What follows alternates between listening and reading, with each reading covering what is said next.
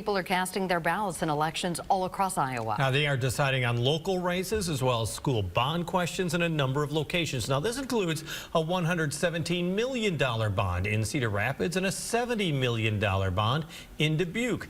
Races for mayor underway in Cedar Rapids, Dubuque, and Waterloo. There are also local city council and school board races. And in Johnson County, voters must decide whether to approve a local option sales tax. Now, it is common for these local elections to have lower turnout than, say, a presidential election like we had last year. But one county was seeing some higher numbers compared to its last city school election. We have team coverage of tonight's election, starting with KCRG TV 9's Rebecca Vaughn, joining us live at a polling site in Lynn County. Rebecca?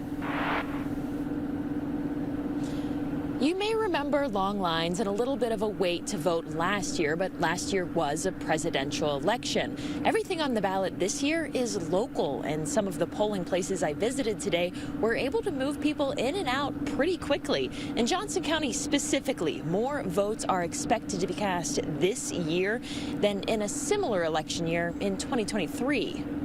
Polls opened at 7 a.m. Tuesday for those looking to cast their vote in this year's city school election.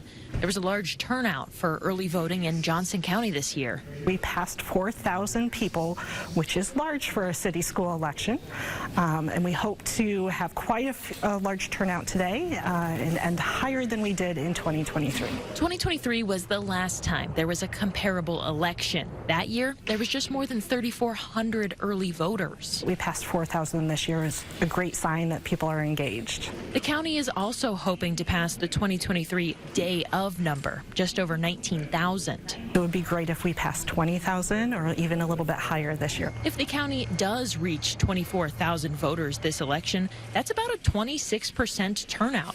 The numbers won't be what we saw heading to the polls last year, though, where turnout was more than 75%. A presidential election typically draws larger crowds, but these elections impact voters on a closer level. It's very important that you cast your vote because the decisions that affect you most closely, the local folks, mayors, city councils, and school districts, and public measures are what are driving people to the polls so far. You're deciding these people who are going to spend your tax money. They're creating new roads. They're improving your sewer plants. They're expanding your city parks. All these things that you get to feel locally.